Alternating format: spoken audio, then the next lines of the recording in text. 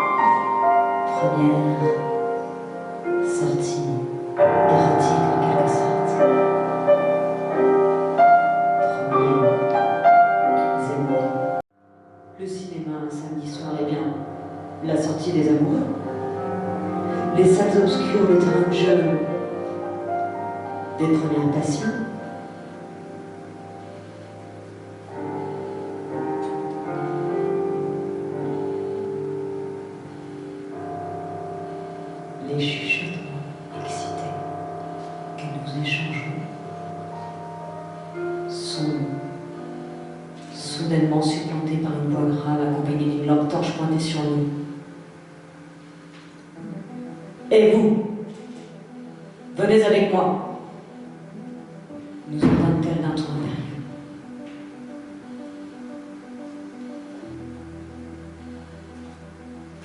Pris en flagrant délit, nous obéissons sans discuter, en comprenant qu'il s'agit du vigile du cinéma. En habit noir, tamponné du mot sécurité,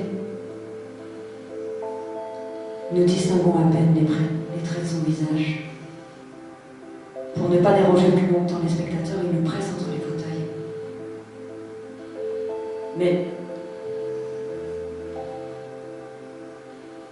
Mais au lieu de nous faire sortir par là où nous sommes entrés.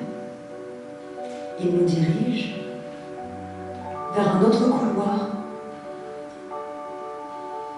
dont nous distinguons à peine les contours.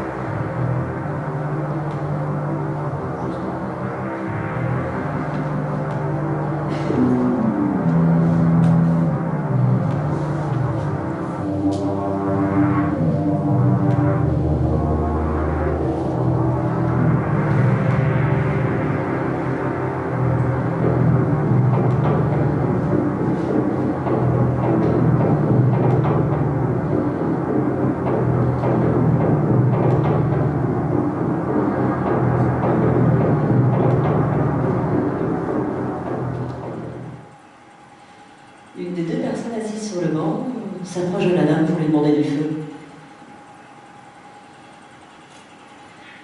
Elle lui répond « Non, monsieur, en détournant vite la tête. » Bah quoi? Elle pense que je vais la manger en lui demandant du feu? Pense John, en se retournant vers son ami Marco, toujours assis sur le banc. Marco le questionne. Alors elle a rien? Le voyant revenir, la clope au bec toujours éteinte. Bah non, bah en fait je pense qu'elle a peur de moi parce que je suis un gars. Mais bon, ce qu'elle ne sait pas et que je ne savais pas non plus auparavant, c'est que les premières victimes d'agression dans la rue sont des hommes.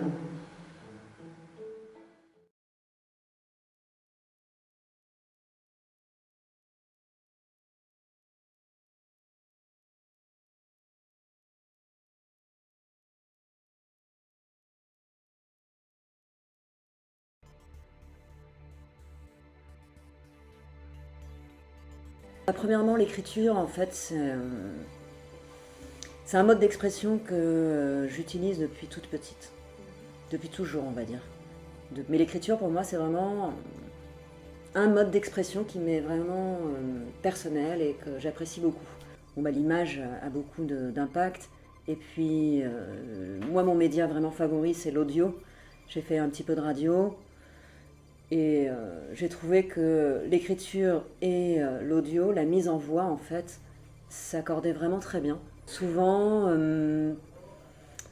j'écris donc des fictions, mais particulièrement donc, de la poésie aussi, mais aussi, surtout de l'autofiction. J'adore ce travail, hein, mais je m'organise pour avoir des horaires ou alors des semaines, des espaces de résidence où justement je vais développer un projet artistique en particulier.